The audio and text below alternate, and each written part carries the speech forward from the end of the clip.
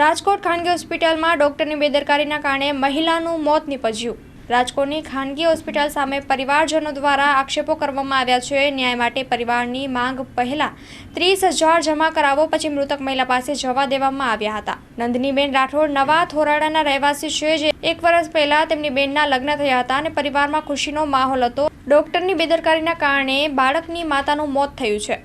મારું નામ સાગર, મારી બેનની દીકરી મારી ભાણી સતનામ હોસ્પિટલમાં લઈ ગયા। નોર્મલ ડિલિવરી થઈ, એની અડધી કલાક પછી ટાંકા લીધા એમના જીવતા। તો થોડીક વારમાં એને આંચકી આવી ગઈ અને જલારામ હોસ્પિટલના ચિઠ્ઠી કરી દીધી।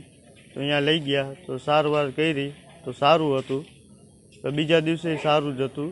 તો સાંજે 5 વાગે ખાટલો હોપવાનો હતો, તો લોહીનો બાટલો એક કે ચડાવવાનો છે। એ લોહીનો બાટલો ચડાવતા ચડાવતા મોઢામાં લોહી ચાલુ થઈ ગયા અને ડૉક્ટરે અમને જાણ કરીને ન જોવા દે, ન ખબર પૂછવા દે। ક્યાં ડૉક્ટરની બેદરકારી માનો? ડૉક્ટર તો ઘણા બધા હતા, કઈ હોસ્પિટલ? જલારામ હોસ્પિટલમાં। તો એ અમને કલાક 1.5 કલાક પછી એ હજી એમ ખાલી કહે કે આમ પોઝિશન થવા માંડી છે, કે આમ કમ્પ્લીટ થાય, MRI કરાવ્યો, CT સ્કેન કરાવ્યો, એમાં કાંઈ ન આવ્યું। પછી કંઈક નવું બધું કહેવા માંડ્યા અમને, અને એને કલાક 2 કલાક પછી થયું કે તમારું પૂરું થઈ ગયું છે દીકરીનું। કે માંગ એ છે કે ડૉક્ટરને સસ્પેન્ડ કરો અને સજા મળે, 2 ડૉક્ટરને સજા મળવી જોઈએ, જલારામમાં અને સતનામમાં। માનો છો ડૉક્ટરની બેદરકારી? હા, બેદરકારી છે।